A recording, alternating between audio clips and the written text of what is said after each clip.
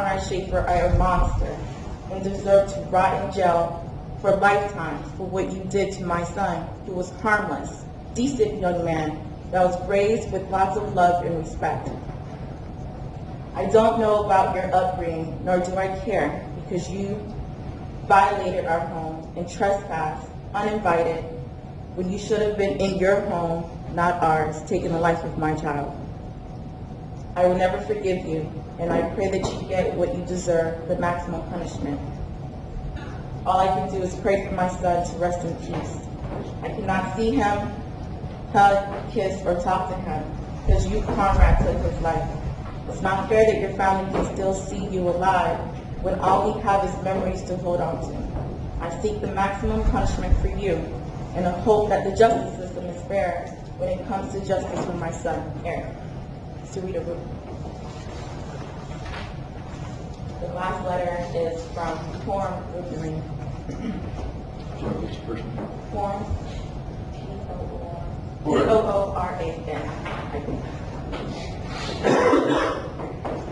I lost my son, Eric Roopnarine, 2 years ago, and not a moment goes by when I do not think about him. It seems like yesterday that he was sitting in the passenger seat of my car telling me about his day. He always saw life through a lens of optimism and never failed to make anyone laugh with his lighthearted humor. When I was going through personally a difficult time, Eric stood by me as my son and as my best friend. He was the means by which I experienced love and happiness. He was everything to me. That night, when I received the phone call telling me that he was no more, everything around me began to crumble. The wonderful memories of the kind and loving person he grew up to be are often stained with the trauma of how gruesomely he was taken from me. I've yet to experience the happiness I once did in his presence since that night. It feels like I am just standing in the shadows of my son's memory with nowhere to turn for solace. No parent, relative, or friend should ever experience the emptiness and grief I do every day from losing my sincerest happiness, my son. Only a parent can know how devastating the loss of a child can be. It leaves your life feeling incomplete and your heart feeling hollow. At the end of this trial, and with the conviction of those who so cruelly took my son away from me, I am hoping for some closure.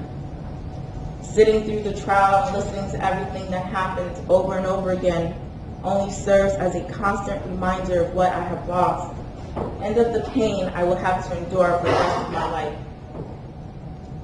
But knowing that it at least tributes to the significance of my son's life helps me preserve through a reliving what happened. I pray that it reveals how the loss of life, the loss of my son, is something that has forever changed my life and the life of all those who continue to love him. If there is one thing I truly hope for, it is for those who have taken him from me to understand what they have done. I ask that the court take appropriate action to ensure that no other parent would ever experience the loss of love and life that I must now cope with every moment.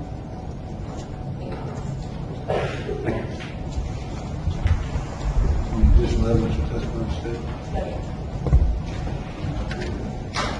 Yes, Your Honor, the first witness I have is deaf, so if I could step out for a moment and bring her in. We have an interpreter here. Yeah, he was here. He may have, yeah.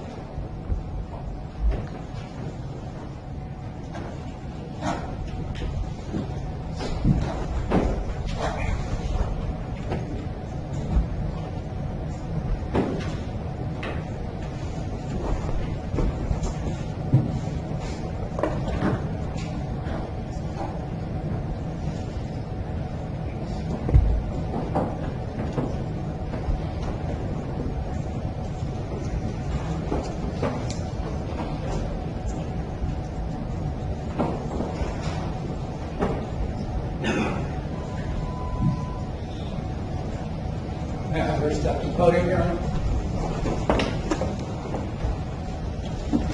Before we proceed, the interpreter, could you please raise your right hand and sign and swear affirmatively faithfully.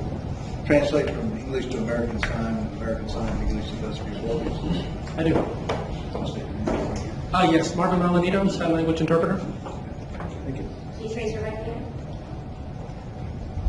Do you solemnly swear or affirm the testimony you are about to enter into this case to be the truth, the whole truth, and nothing but the truth, so help you God? I do.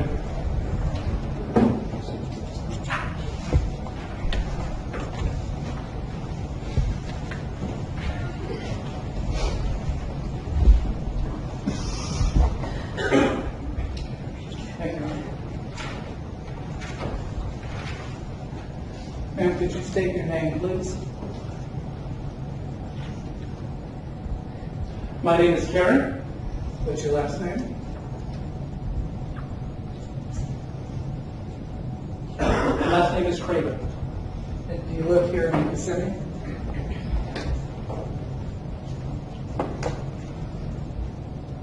I do. I live in Kissimmee. Do you know Konrad Schafer? Yes, I do. He's my son. Where was Konrad born? He was born in Pittsburgh, Pennsylvania. What's his father's name? Father's name is Konrad Schafer, Jr. Do you have any other children? Yes, I do. How many kids do you have? 5 in total, with Conrad 6. And how many of those children are Lothar's children as well?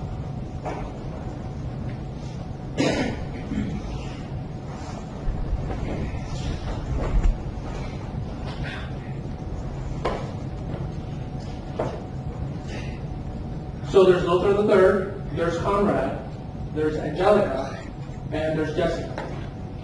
That would be for Lothar only. Those are his children. My 2 are from a different father.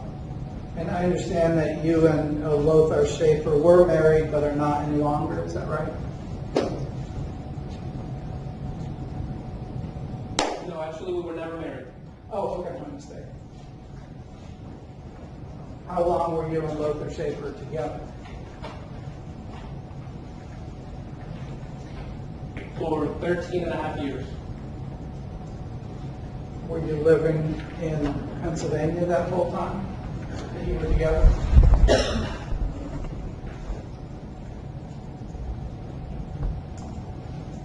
Yes, we did. So when you and Lothar split up, how old was Konrad?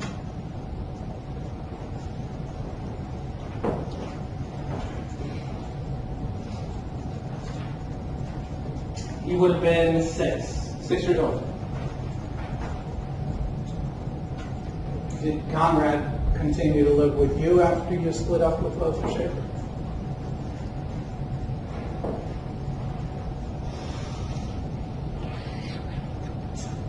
No, he stayed with his dad for maybe about less than a year. And then did he move back with you?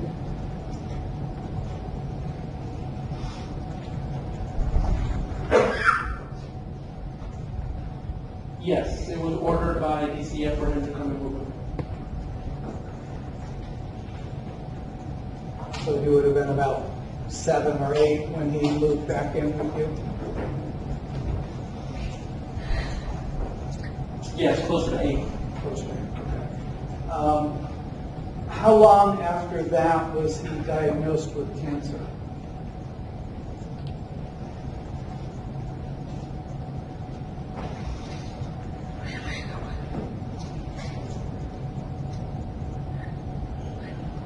It was 2007, and it was February 3rd, 2007. So he would have been 9 years old? Yes. Were you still living in Pennsylvania? Well, let me try to remember. I think it was more like 8.5. Yeah, it was more like 8.5. Okay. Were you still living in Pennsylvania?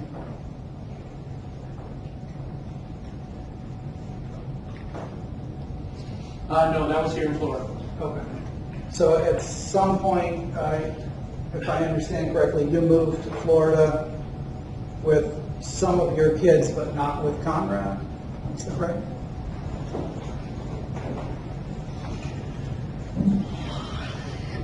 My older daughter stayed as well. She waited to graduate, and then I ended up moving with one of the boys. That was in '05. That was in August of '05. And then in December, Conrad's brother ended up then coming to Florida as well. So it was later. And then about a year and a month later, that's when Conrad then ended up with cancer. Okay. And so it was because the Department of Children and Families, Youth Services, I think they call it in Pennsylvania, got involved with Conrad moved with you. Right, yeah, actually, it's called DCF here, but yes, Youth Services in Pennsylvania, that's correct. Do you know the reason?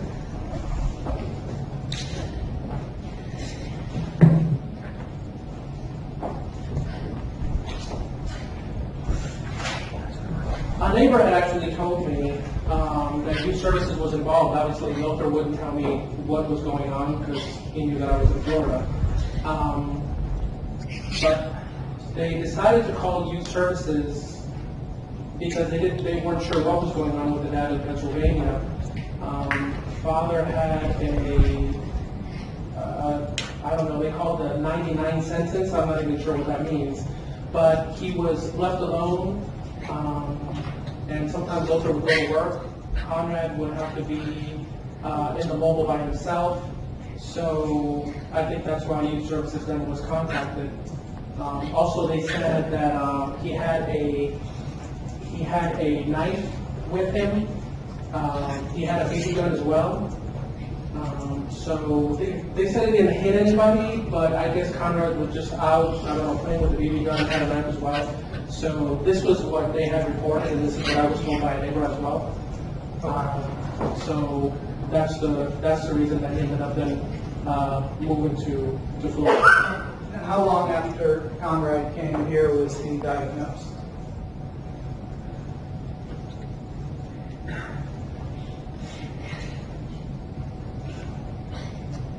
It was about a year and a month. And what type of cancer was it?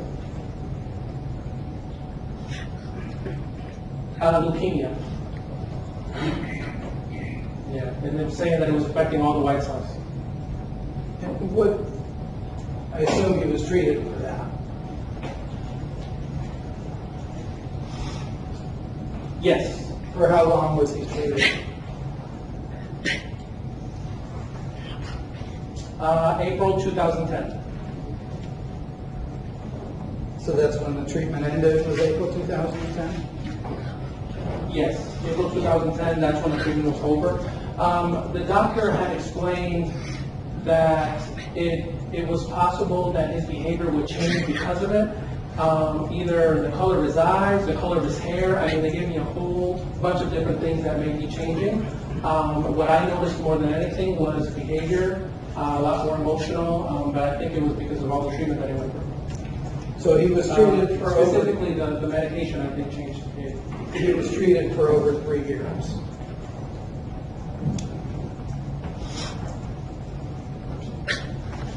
Yes, there was medication. He went through a whole list of procedures and processes. I mean, he always went ahead and missed on one time, but yeah, it would have been for a total of 3 years, but he went through a lot. And do I understand correctly that when he was first diagnosed, he was actually hospitalized for several months?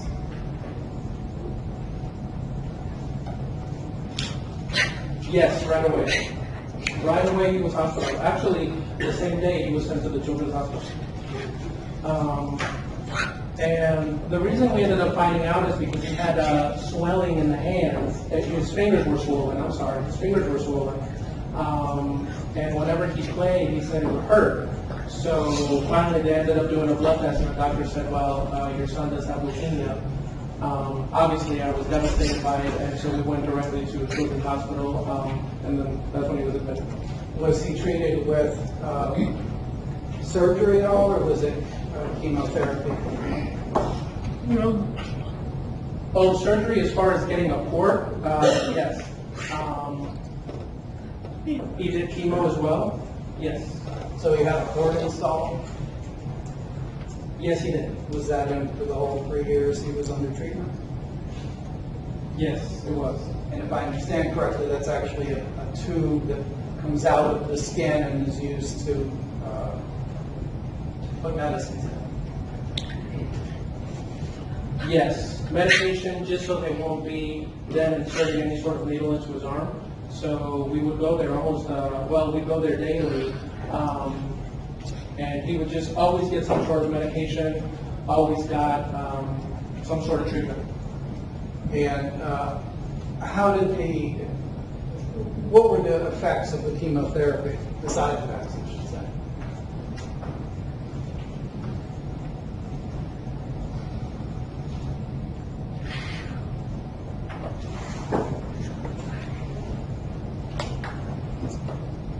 You know what, I personally wouldn't be able to know just because there was no sign language interpreter there when I was with them.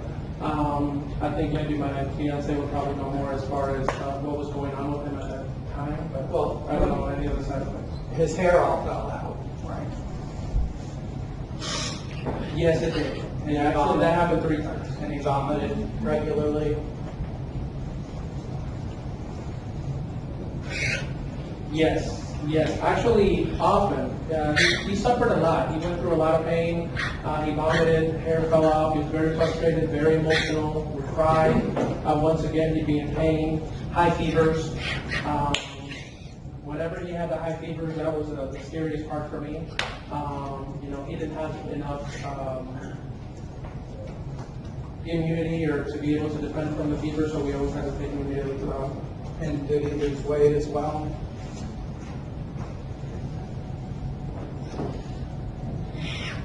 He actually gained for a little bit, and then after that, I think they tried to change the medication, and then he lost weight, but he actually had gained weight. From what it looks like you're describing, was it that he would get bloated?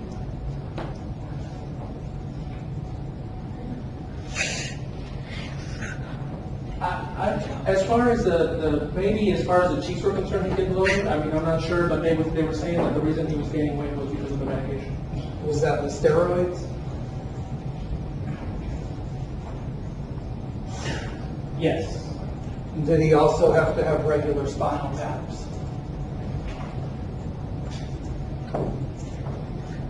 Yeah, every 3 months. Did you witness those?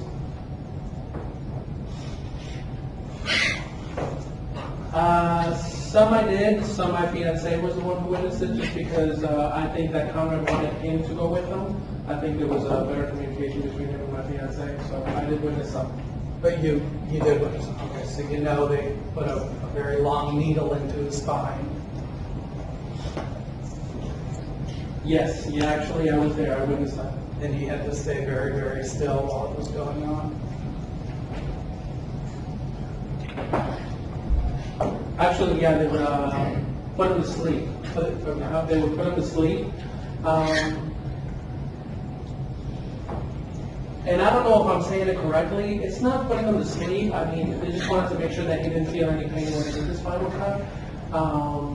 Maybe about 20, 25 minutes that he'd snap out of it and then be more awake. Did the chemotherapy last for the whole 3 years he was under treatment? No. How long did the chemotherapy last? From what I remember, it depended on the blood count, it depended on the schedule. Sometimes he would get chemo, sometimes they would change it to a medication, sometimes they would give him different medications. So it just depended on how well the medicine was functioning at that time. How long was he out of, obviously he was in the hospital for 3 months, so he was out of school. How much school did he miss? 4 months of not going to school. I was actually talking to the school to see if it was possible to get some sort of homeschooling or have homework sent to him, get some counseling for him, but the elementary school was just not cooperating, so it was very hard for us to even try to figure out homeschool. So, but yeah, by the time he ended up going back, I think there was a month left, and that was it. So he missed 4 months of actual school. Was he still bald when he went back to school?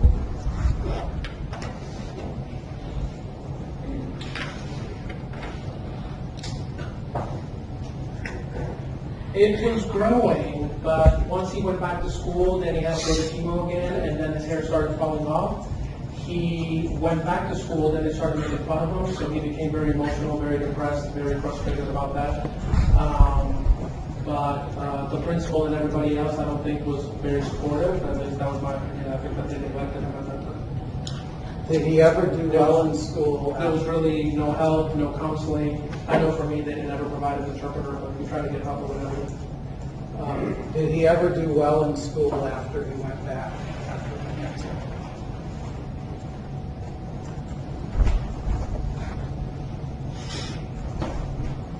No. After that, all the grades declined. They made fun of him. He cried. He was depressed. He was upset. I would go back to the school trying to talk to the principal again. It was just like, they were just not doing anything for him. He kept getting promoted from grade to grade after he went back, right?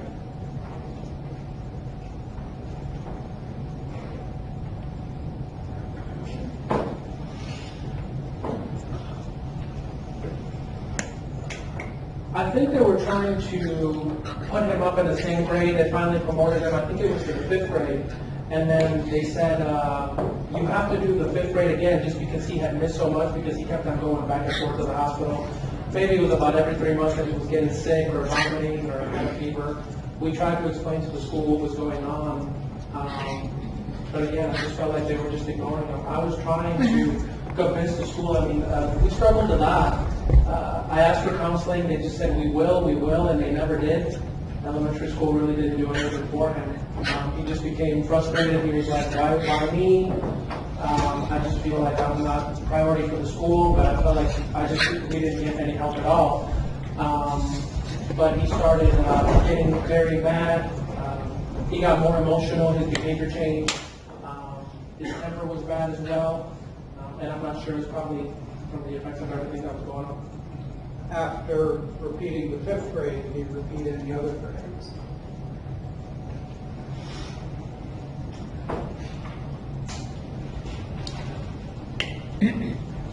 By the time he was in 6th grade, I think he was doing well, and then I just felt like after that, I don't know, his grades were dropping, he wasn't focused enough,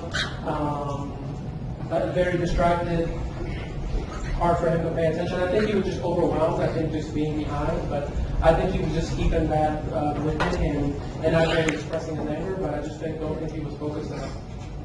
Did anyone from the school ever explain to you that he was not actually meeting the criteria to advance to the next grades, but was being advanced anyway? They did let me know that, and I said, well, you understand that he's on medication, he has health issues, and the school wasn't willing to, again, get a counselor, try to get us help, and I repeatedly asked for help, and I said, it's impossible to get him a counselor. That was my priority at the time, but they never did do anything for him. Did they ever explain to you why they thought he should be advanced to the next grades, even when his test score suggested it would be low? No, they didn't. They just told me at that moment he's going to remain in the same grade, and I kept on questioning why that was. And they would just tell me, well, it's not, he's not paying attention in class. And I think it would just be like, he'd pay attention in class, and after 5 minutes he'd be completely lost, distracted, just go on and maybe do other things. We were just having a really hard time paying attention. Let me move forward a little bit. You know, these crimes occurred in June of 2013.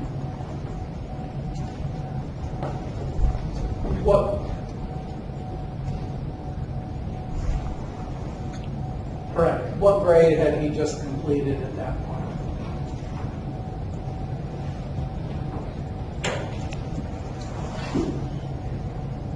He was in 8th grade. From the time he got sick up until then, did he ever have any success in school?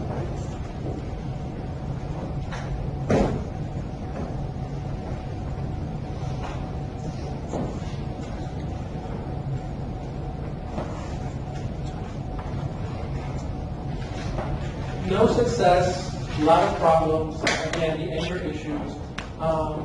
The school had referred him to this New Beginnings because of his behavior.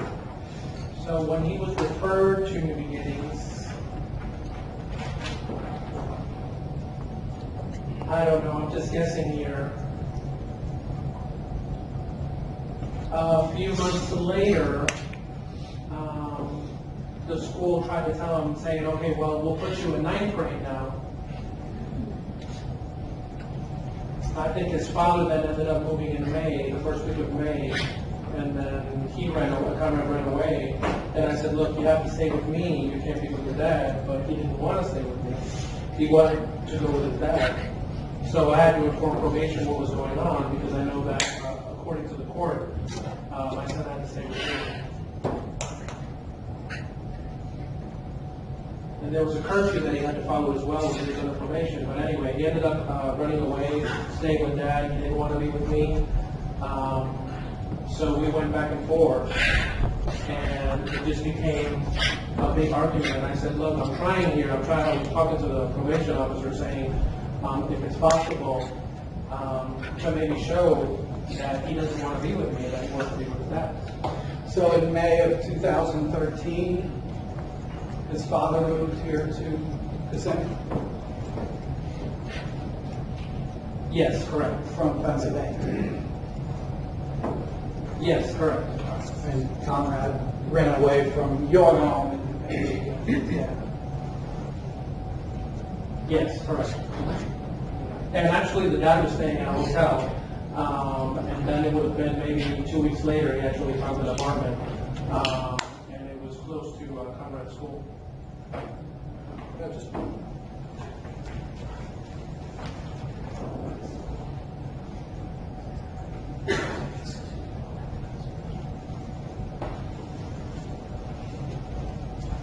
No further questions.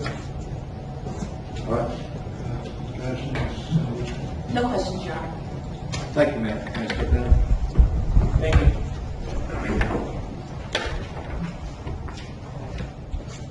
Any additional? Yes, sir. Called David Nye.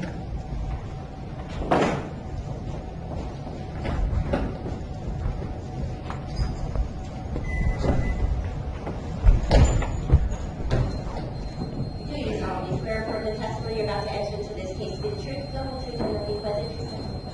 I do.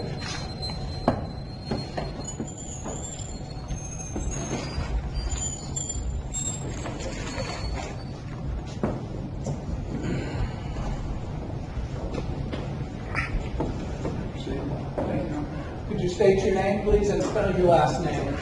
Name is David Nye, N-I-G-H.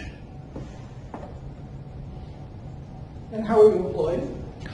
I am the chaplain at the Osceola County Jail. How long have you been the chaplain there? Since I've been a chaplain there since 2003. And at some point, did you have occasion to meet with Mr. Schafer? Could you speak up a little bit? Oh, I'm sorry. Let's try we have an amplification device that might help you, so, I have my own, but battery is shot. okay, so this might work with it.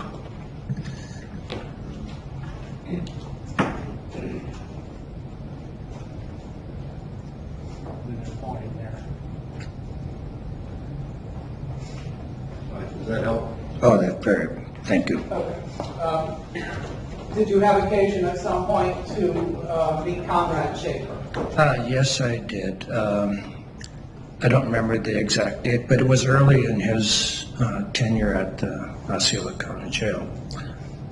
Was he in an isolation cell when you first met with him? When I first met with him, he was not in isolation. He was in the unit where they,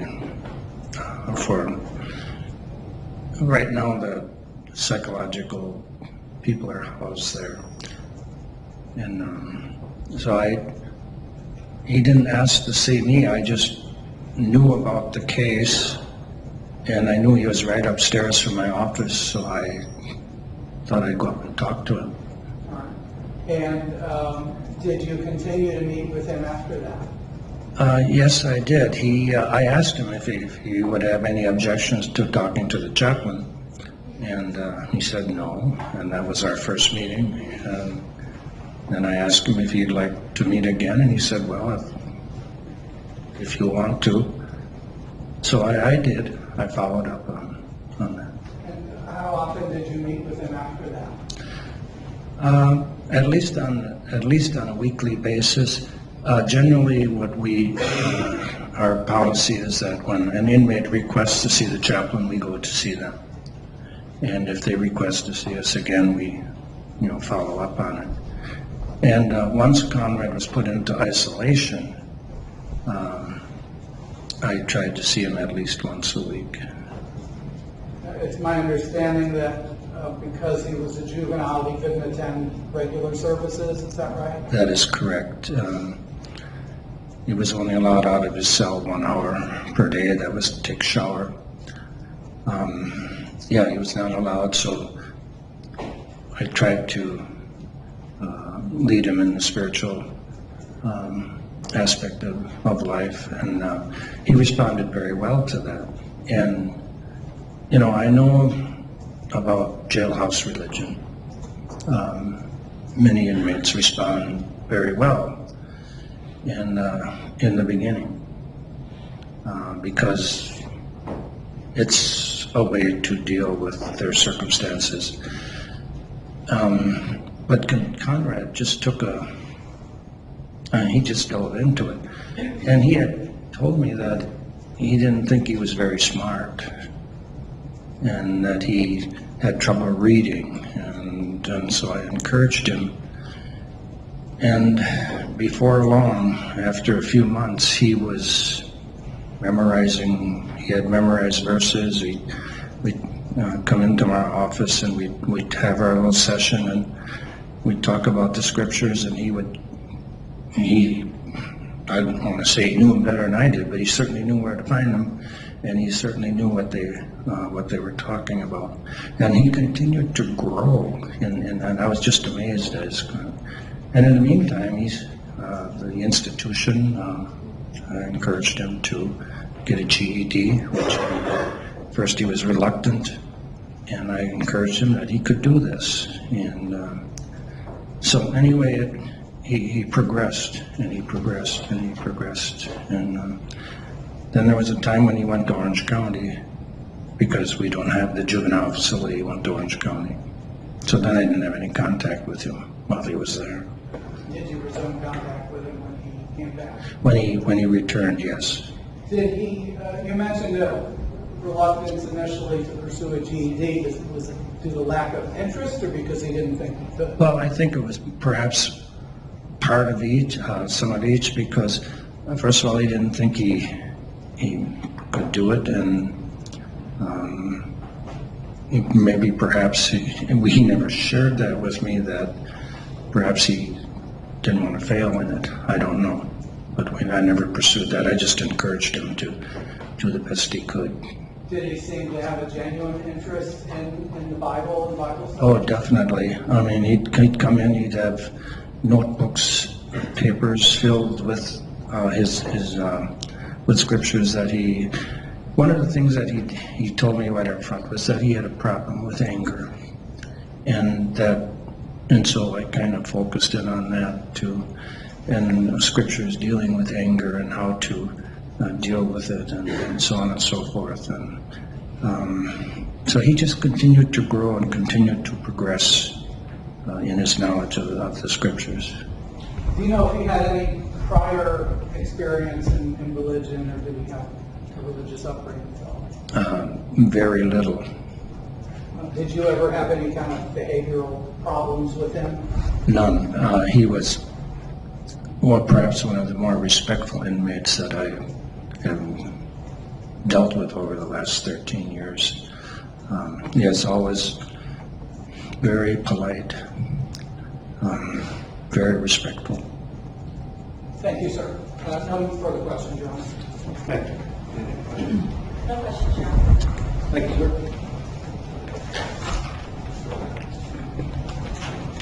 Defense would call Edward Taylor, Your Honor.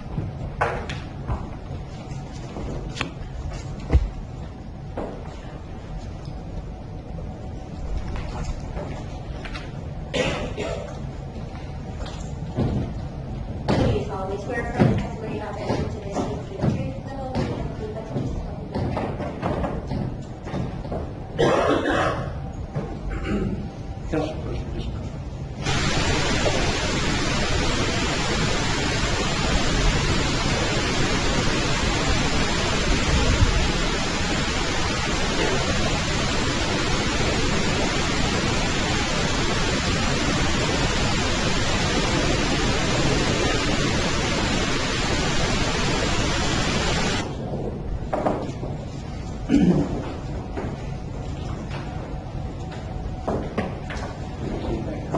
Would you state your name, sir? Edward Neal Taylor. What is your occupation? I'm the GD teacher in the Osceola County Jail. I work for the Osceola County school system. So you're actually employed by the school system, but you are the GD teacher for the jail. Yes. What, is it for any inmate who It's for desires any, it's to- for, right, for anyone that desires. And so I assume you have classes then? I have, Right. you're right, I have classes every day, Monday through Friday. Okay. And they're strictly for preparation to take the GED Yes, tests? yes. So are they general knowledge then classes? You cover I cover all the subjects, reading, math, science, social studies, just all the subjects that you need to get your GED. And how often do the inmates get the opportunity to take an actual GED test? Well, just depends on when they're ready to take the GED test. Oh, they can take it? Well, whenever I feel like they're ready. I see. And so that's something they can take there at the jail, I assume monitored by you? Yes. I see. And you- I have a lady that gives the GED at the jail. I don't personally give it to them because I'm not allowed to. And do they also take practice tests? Yes, they take practice tests, and before they take the GED, they take a pre-GED, which kind of, we switch to computers, and anyway, kind of gives them a little feeling about how to do the computers. And I assume the pre-GED gives you some idea of whether they're ready? Right. At some point, did you meet Konrad Schafer? Yes, I was told he was in the jail, and every juvenile I have to service that's in the jail. And if I understand correctly, he can't take the group classes with the adult inmates? Right, because he's a juvenile. He cannot, until he gets to be 18 years old, then he's put in the regular population, if they allow him to be in the regular population. Okay. So did you meet with Konrad one-on-one? Yes. Most of the time, we met through his cell door.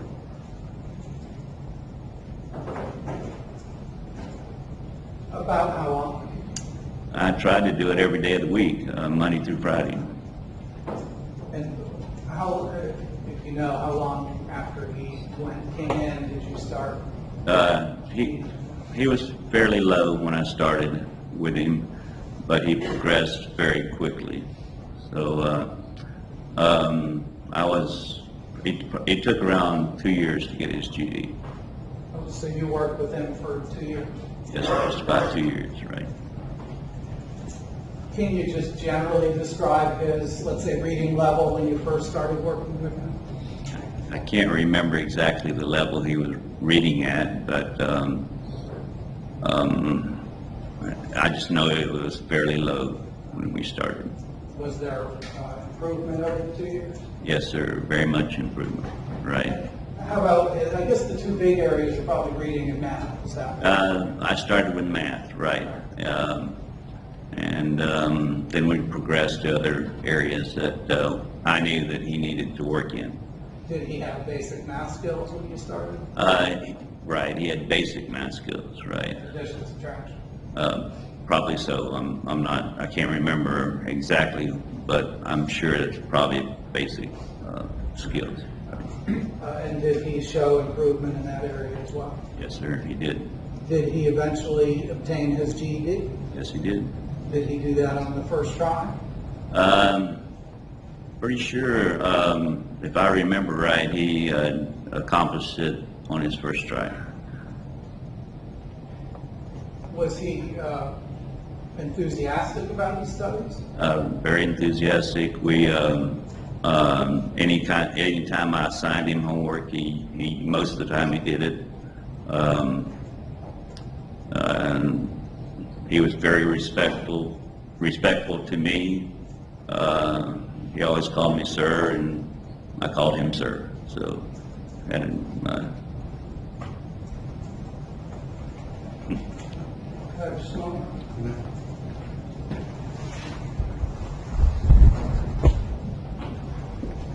No further questions.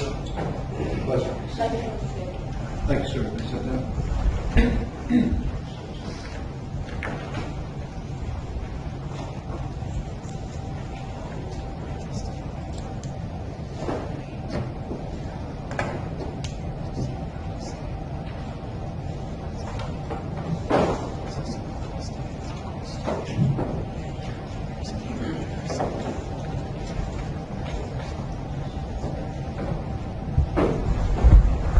I'm sorry, Judge, if I could just have another minute. I have no other witnesses other than possibly Mr. Schafer. So if we could, just for 5 minutes, that would be great.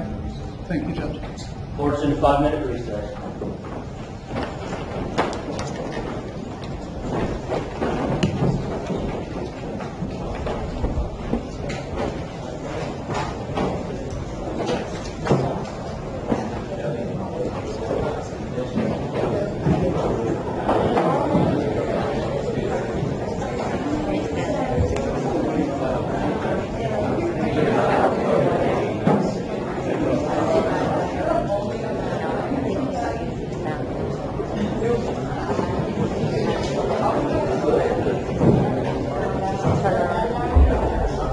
I'll be back. I'm meeting next.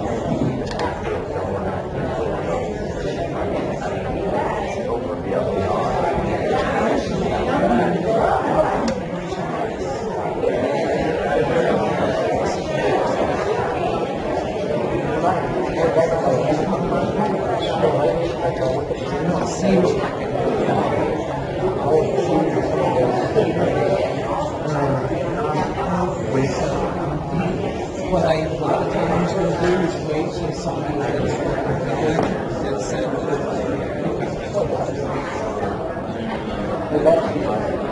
I was thinking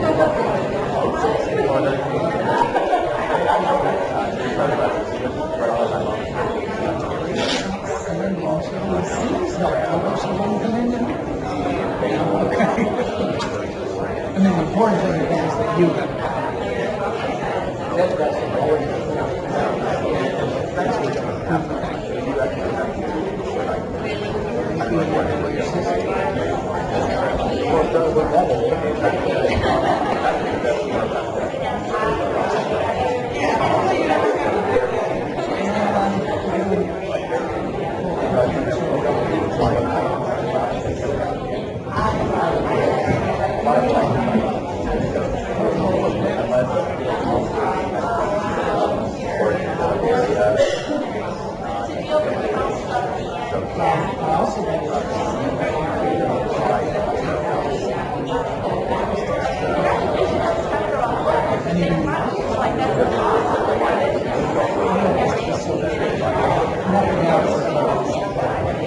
Man seated, come to order.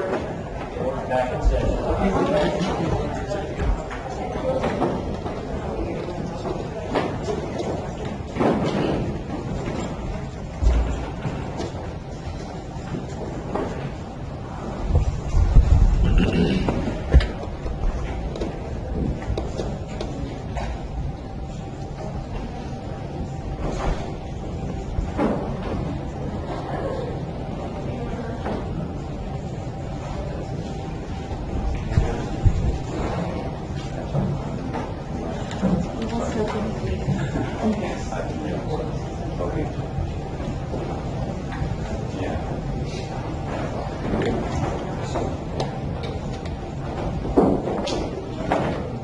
He is trying, just like that.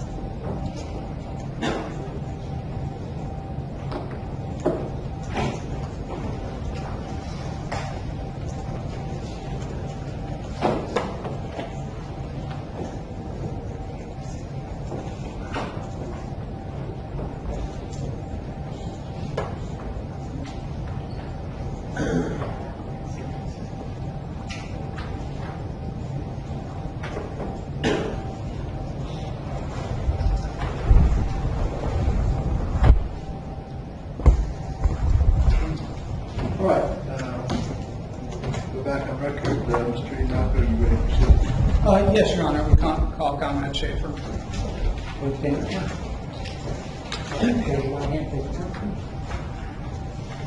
Do you solemnly swear affirm the testimony you're about to enter into this case to be the truth, and the whole truth, and nothing but the truth, so help you God?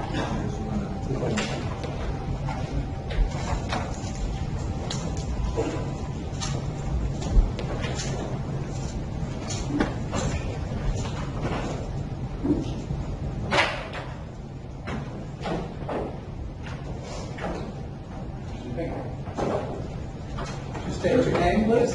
Konrad Schafer. Okay, Mr. Schafer, try to speak up as loudly as you can, okay? Yes, sir. Is there something that you want to say to the judge before he sentences? Yes, sir. I would just like to apologize to the families that I've hurt. I know that y'all never forgive me, and I don't expect you to. I know if I was in your position, I'd feel the same way.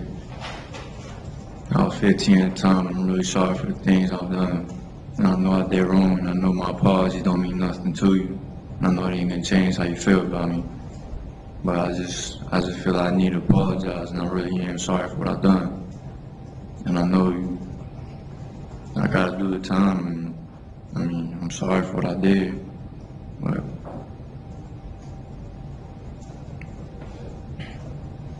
I wish it never happened. I wish I could take it back. I wish I could change things, but I can't. I'm really sorry. I'm sorry to all the families I hurt.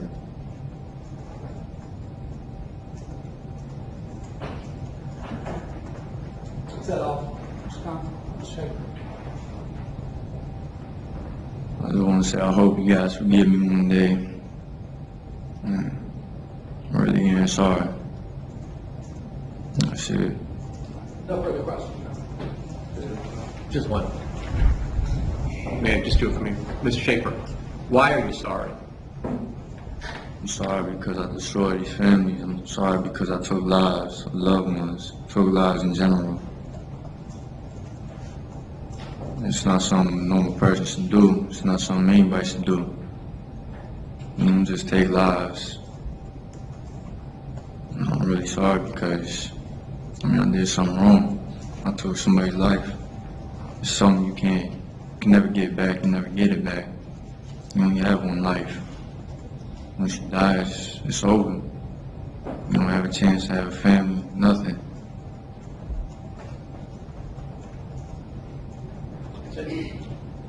Thank you, sir.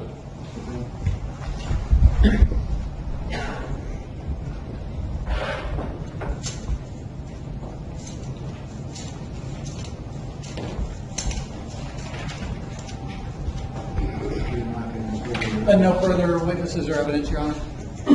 Say it in just a minute. That's fine. No, Your Honor.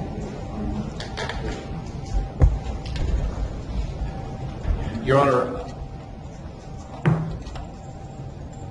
there is something deeply disturbed about Konrad Schafer. For anyone at any age to have taken the life of one complete stranger who just was waiting for a bus for the thrill, and then a few days later to knowingly go to another complete stranger with co-defendants to rob and kill him, and then to participate in that, to take a knife and plunge that knife into the throat of the victim who was dying of a gunshot wound which was inflicted by the co-defendant. That is not an act that is understandable as youthful indiscretion or youthful recklessness. There is something deeply wrong with a 15-year-old that can witness that and be seemingly unmoved by it. If Mr. Schafer were 3 years older, he would be facing the death penalty now. Whether ultimately a jury or the court would give it is unknowable. That 3 years doesn't explain much. I asked Mr. Schafer why he was sorry, because I wanted to see not just the words, but the expression, if there was emotion behind that. Real remorse is not just an intellectual thing, it's an emotional thing. And Mr. Schafer, for whatever reason, from everything that I have seen, I would submit to the court, is simply incapable of understanding on an emotional level what these families have been put through. He understands now that it's wrong. He understood it then. Perhaps with a few extra years of maturity, he understands more why this act was not a good act for him to commit. But someday, maybe, we will understand better why people like Mr. Schafer exist. But for the safety of this community, until that answer is known, we simply cannot allow Mr. Schafer to walk free among us. He simply is and will always be that person, that sociopathic person who simply... There's no evidence of that. I believe that the acts committed by, in this case, are susceptible of no other conclusion. I don't know how any other kind of human being can... I know it's argument, but I'm still going to object. There's no evidence to support it. It is, in fact, not supportable, since a 15-year-old is not old enough to be diagnosed that way. We don't have experts. It's not a diagnosis. Sociopathic is not a diagnosis. Antisocial personality is a diagnosis. Sociopathic is a description, just so you're clear. I'm not asserting that he meets the DSM-3 diagnostic criteria. I'm simply saying that the acts are one who is incapable of truly understanding guilt and remorse. In 25 years, science may have advanced sufficiently that someone will be able to understand why Konrad Schafer is what he is and be able to effectively treat, perhaps, or at least allow us to know that we'll be safe. But at this point, Your Honor, our position is that the defendant must be sentenced to life in prison with a review hearing in 25 years. If at that point there is some clear understanding of why he committed this crime, then a judge at that point may want to reconsider. But at that 25-year hearing, the court can only reduce the sentence, it can't increase it.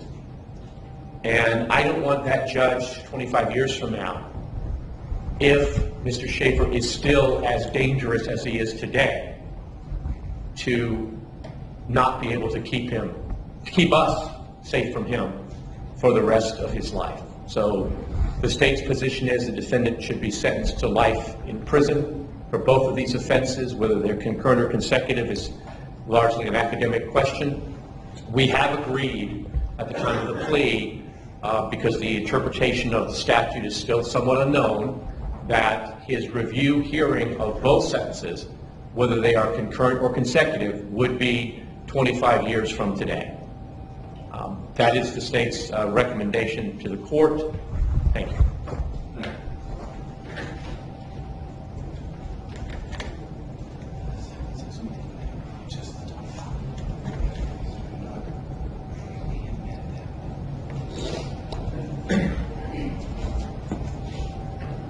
Your Honor, I'm going to tell you something I've said before and you've heard before because it is axiomatic. Mr. Schafer was 15 when these crimes were committed for a very good reason. We don't treat 15-year-olds as adults in virtually any context in life, not just in the criminal justice system, but in life. We don't let them make their own medical decisions, education decisions. They don't get to live where they want, with whom they want. They don't get to drive. They don't get to drink. They aren't allowed to drink till they're 18 or 21. They're not allowed to vote till they're 18. If memory serves, they cannot serve in the Senate till they're 30. You can't be a president till they're 35. And I could go on and on and on. We accept without dispute that teenagers don't think like adults, they don't reason like adults, they don't make decisions like adults, should not be allowed to make decisions like adults. Legally speaking, kids can't carry guns without supervision from an adult. He should not be treated as an adult in this context either. The state has suggested that the fact that he was 15 doesn't matter. It wouldn't have been any different if he were 18 other than if he facing the death penalty. I would submit that it does. The two witnesses I called who dealt with him in the jail make it clear that even in just the 2.5 or so years that he's been in jail, he's a completely different person than he was. He's got an education, he became involved in spiritual matters, and that's, whether someone's religious or not, is to me no bearing on whether they should go to prison or for how long, but simply that he has the thirst for that knowledge, the ability to learn things that he couldn't do at the time. As his mother said, he was a complete failure in school up until then. Whether it was because of the cancer, I don't know. Everybody always wants to know why did these crimes happen. There's no explanation for a murder. If there was, it wouldn't be a murder. If they're, by definition, senseless crimes, and I agree with that, it's a terrible crime. And I certainly agree it was not a youthful indiscretion or recklessness. But it also has to be said that a 15-year-old should not be judged the same way as an adult. Just as we don't do that in other contexts. The other thing I would point out, and again, I would hazard a guess that the court has never, or certainly hardly ever, had a person before him convicted of murder, or certainly at least a young person, who did not have something in their background, not that explained it or excused it, but we can't ignore the fact that well-adjusted, well-brought-up, well-educated children don't wind up sitting where Mr. Schafer is sitting. There is some kind of cause and effect there. It is too universal for it not to be the case. He has already shown, and there's not much chance of him being able to show that he's changed. He's been sitting in jail mostly in isolation, but for what little chance there was, he has shown the ability to change, the ability to improve, that he has shown remorse, that it wasn't the way the prosecutor would have liked does not mean it was not genuine. And the fact that he's trying to improve himself shows that he is more conscious now of the future, and it's one thing that kids just don't have. They have that sense of mortality, lack of ability to think long-term about the consequences of things. That develops as you age. It's one of the reasons that, especially for men, I'm sure the court has seen the studies, once they hit 30, 35 or so, the chances of someone committing a crime absolutely plummet. Because with age does come wisdom. The court sentences Mr. Schafer to 40 years. He will be in his mid-50s when he gets out. that is a sufficient punishment for someone who was as young as him who committed these crimes. And it can't be ignored. I haven't gone over the facts because I know your honors have to do a trial. You're probably more familiar with them than I am because of that. This was a 15-year-old who was involved with older people who certainly should have known better. So I don't know if you can look at that way as well. I would ask the court to impose a sentence of 40 years with a hearing. I'm going to have this moment with counsel.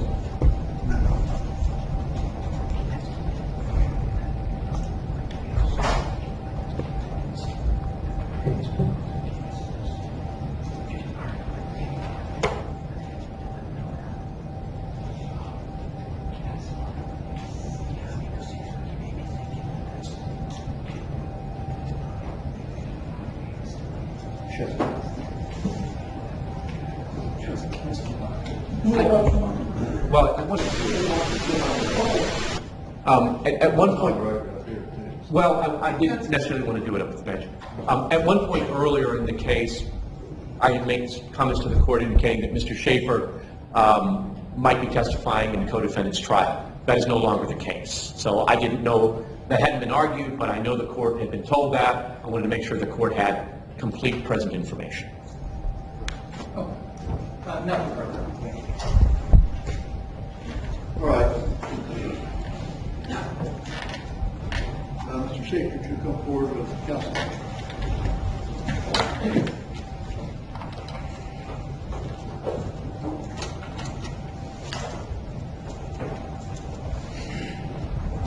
Konrad Schafer stands before the court for sentencing 2 counts of first-degree murder, to which he pled January 8th of this year.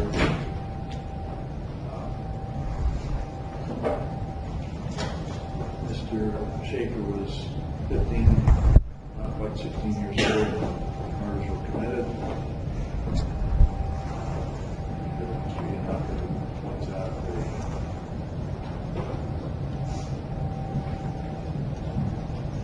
coming out of that same way that an adult does. Juvenile mind develops over time. Full maturity by age 15 to age 18. Studies show that the United States Supreme Court has held that a sentence of life without possibility of parole is unconstitutional as it applies to a juvenile for that reason. It's for that reason that this sentencing is different than if he had been 3 years old, in which case the sentence would either be death or life without the possibility of parole. The question before the court is whether the sentence is one of life with a possibility of the sentence being reduced after 25 years, or whether the sentence in each case is 40 years with the opportunity for the sentence to be reviewed after 25 years, and whether the sentence is consecutive concurrent.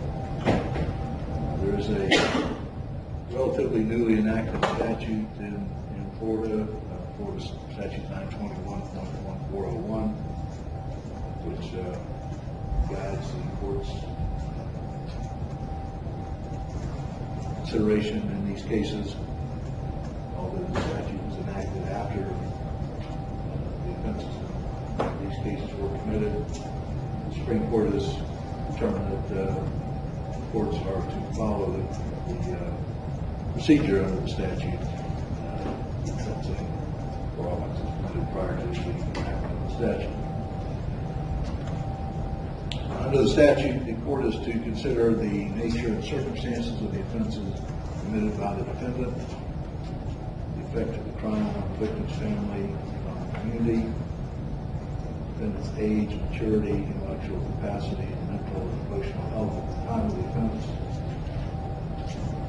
the defendant's background, including his family, home, and community environment,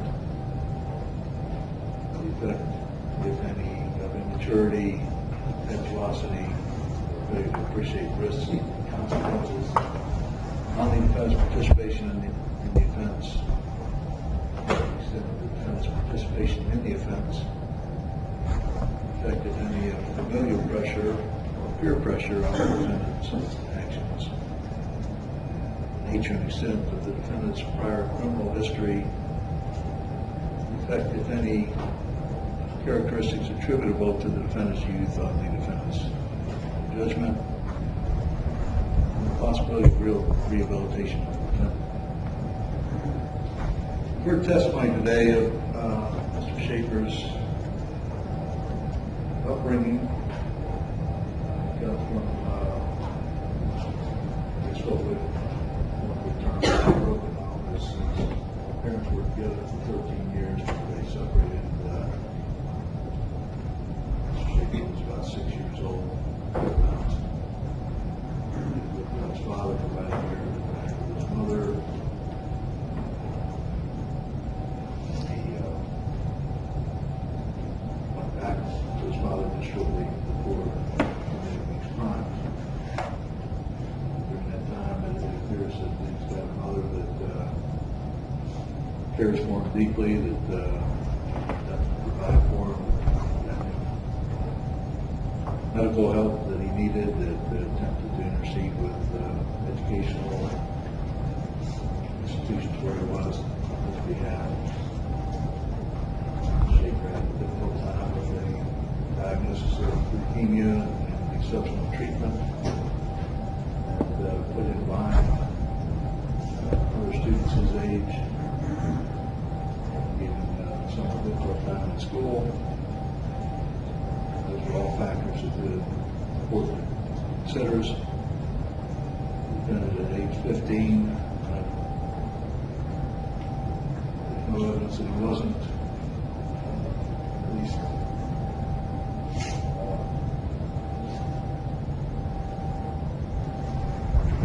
as mature as one would expect for a 15-year-old. So he did have some anger issues. Age, certainly at 15, he was not as mature as he is now, not as mature as he will be in the future. So I think those are all factors that the court considered. On the other hand, these were two horrible, horrible crimes. Incident which Schafer took the life of David Guerrero. Guerrero was only found standing on the side of the road. The defendant drove by. And I thought it was a good idea to shoot the car window. They was driving. He intentionally shot and killed Mr. Guerrero. No other reason than the thrill of doing it. Mr. Guerrero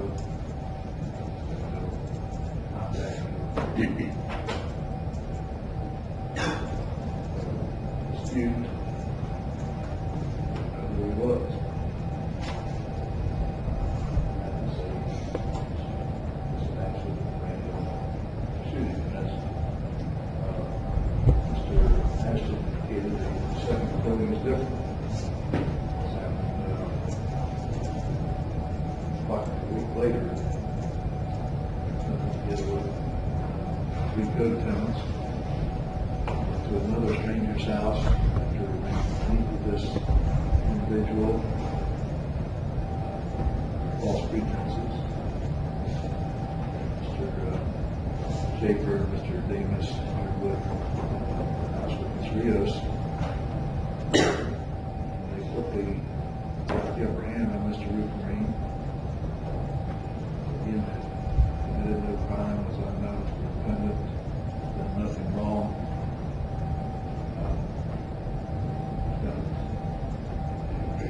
Mr. Davis were armed with a rifle and a pistol.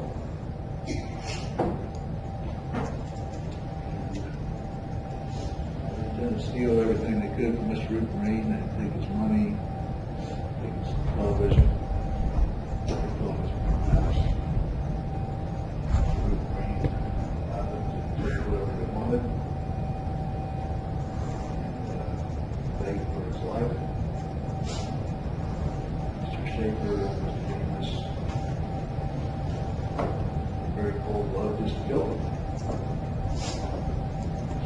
shot him.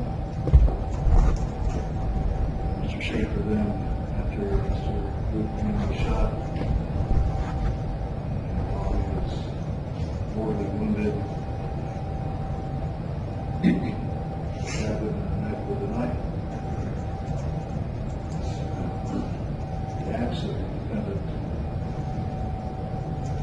devastating, resulted in devastating losses to the families of both Mr. Roopnarine and Mr. Guerrero. Mr. Guerrero's sons testified that Mr. Guerrero's brother has testified that his mother is, as a result of this, left this country and back to Colombia, receiving psychiatric treatment in Colombia. She suffered losses from the brother. And as of Mr. Guerrero's friends, Mr. Roopnarine's family testified here in court, either through testimony or through statements, the loss they've suffered. Again, is absolutely devastating. The court also has to consider the effect on the community, which this whole community was placed in fear by these random acts of violence. No single purpose other than just to strike terror, strike fear in the hearts of the community. Mr. Schafer, the crimes that you committed, and I know you mouth words of sorrow on the witness stand. It's hard to ever tell how sincere expressions of remorse are for. I think there are very few folks who've been before the court for sentencing for a serious crime that haven't expressed remorse. It's very difficult to discern what is a true expression of remorse and what is not. Your expression does not seem to carry any real true conviction. I don't know whether that's a personality issue that you don't express emotions about it, but again, it's hard for the court to engage extensive hearing your remorse. Having said that, remorseful or not, your acts exhibit this an absolute indifference to the lives, rights of others, and total disregard of human life that this court is concerned is not transitory or not dependent upon your age, not protective of your age or your maturity that you carry with you. At this time, as to case 13 CF 2802,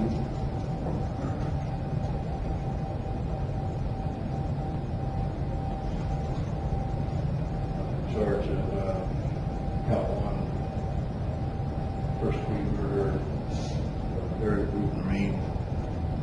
The court, I believe, had previously adjudicated you guilty of not will at this time. Be sentenced to life in prison. Possibility of a review hearing after 25 years. Give credit for 1,012 days that you've already served. Required to pay court costs of $415, a $100 cost of prosecution, a $100 conflict counsel, $50 public tender application fee. Of course, the court will reduce the judgment. Is the state seeking any restitution? No.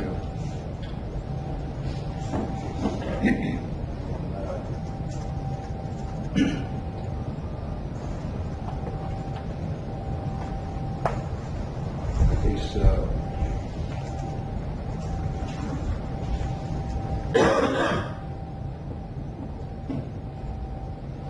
13 CF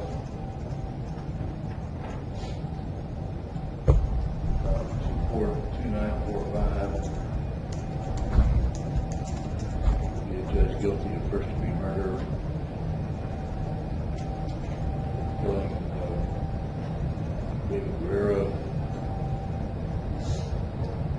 He sentenced to life imprisonment. Possibility reviewed after 25 years for this sentence, consecutive this sentence. Previous case, again, I don't know if that has any,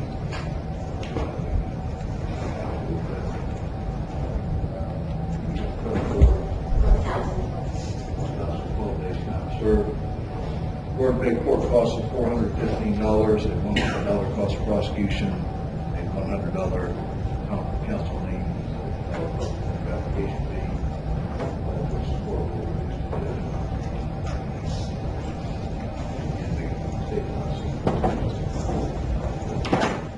Is there anything further with respect to sentence? Yes, Your Honor, you had indicated that the 25-year hearing would be, there'd be a possibility of a hearing. I would ask that the order reflect that he's entitled to a hearing. I believe I under think the the law statute doesn't. that entitled would be a better word. And also I would ask that it be clear that even though the sentences are consecutive, the 25-year hearing would be as to both. That was part of the plea agreement. Yes, because that area of the law was in flux, we decided just to agree that both sentences can be reviewed in 25 years. So it was indicated that both judgments and sentences will be entitled to a review hearing in 5 years. Thank you. Nothing further. Mr. Schafer, you have 30 days within which you can appeal the judgments and sentences that just entered in your cases. If you wish to appeal and you're unable to afford to hire a lawyer, I will appoint one to represent you. If you do not file an appeal within 30 days of today's date, you waive your right to appeal. Understand, sir?